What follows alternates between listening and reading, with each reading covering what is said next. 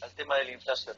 Efectivamente, la tasa de inflación se está desacelerando. De hecho, lo que esperábamos muchos era que el promedio mensual para el tercer trimestre fuera del 2% y el promedio para el cuarto trimestre fuera del 1,5% mensual. Lo que se está observando es que estos registros se estarían alcanzando ya durante el mes de agosto. Fíjate, tenés el IPSIS cero de inflación, tenés el INDEC te va a dar 0,8, pero si corregís por tarifas te va a dar un 0,7 más, o sea, te va a dar 1,5. Precios verdaderos te va a dar 1,3. La ciudad también dio en esa línea. Entonces, y te paso un dato muy importante. Por primera vez, la inflación de alimentos quebró el 2%. Esto quiere decir que hay un claro proceso de desaceleración inflacionaria y que... Pero hay consumo, Javier.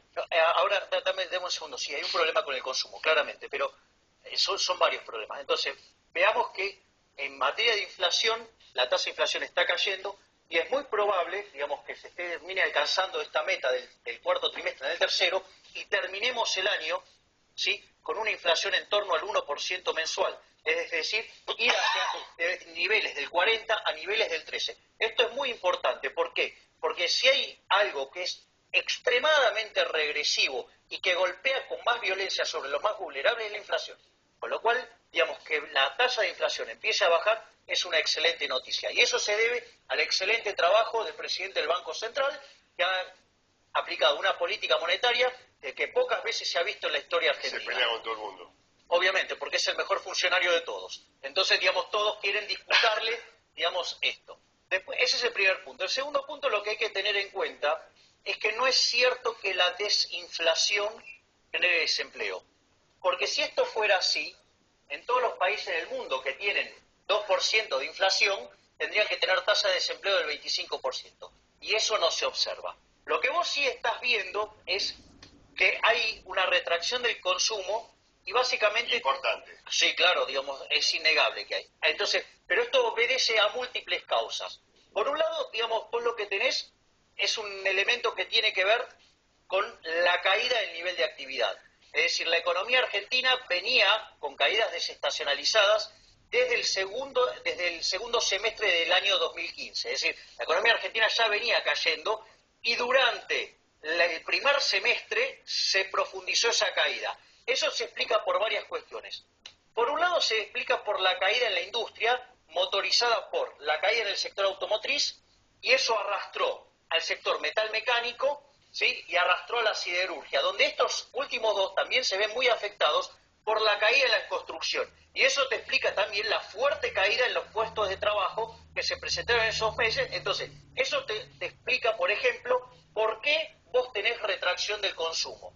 Además, el hecho de que la inflación le ha ganado, ¿sí?, a los salarios también te retrae el consumo. Y lo importante es entender por qué pasó todo esto. Concretamente, cuando vos en una economía la tuviste transando a precios falsos, vos acumulaste stock de capital en los lugares incorrectos. Eso significa que cuando vos, tengamos en cuenta que durante los últimos 4 años la economía quedó planchada y en términos per cápita cayó y la inflación se aceleró.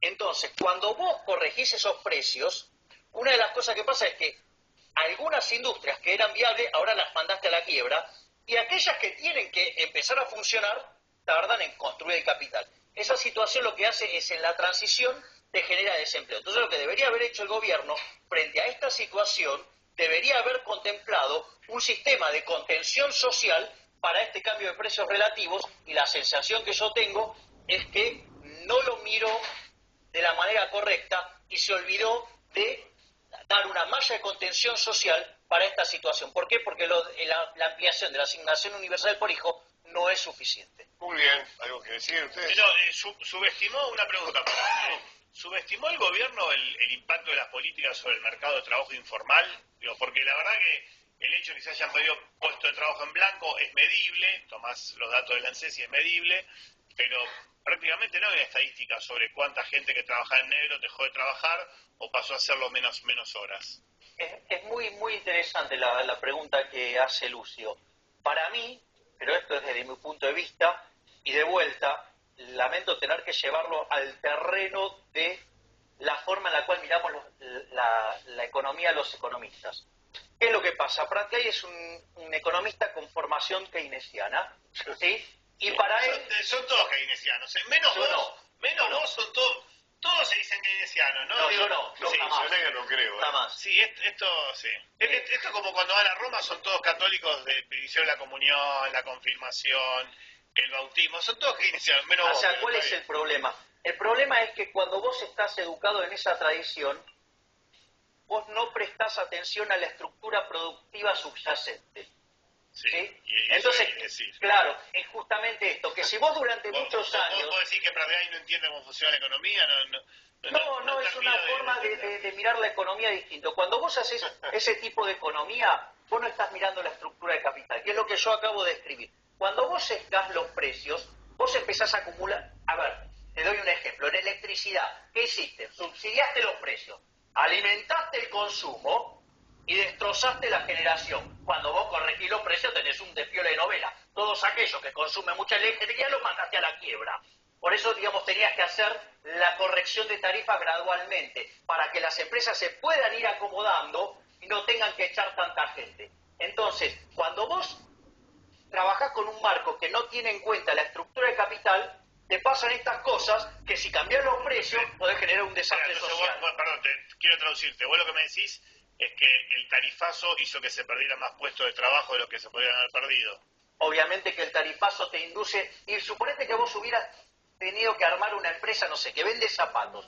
Tenés que elegir la combinación entre trabajo, energía, bueno, todas las cosas que ponés. Sí, sí, Entonces, a esos precios que hiciste, le hiciste muy intensiva en electricidad. Claro. Ahora te subieron. Quebraste. ¿Por qué? Porque te estuvieron dando una señal de precio falsa. Y cuanto más pronunciado en el tiempo es, peor. Entonces, por eso los precios son sagrados, por eso no hay que tocarlos, porque cuando los modificás, se generan este tipo de desastres. ¿Y sabes quién paga siempre?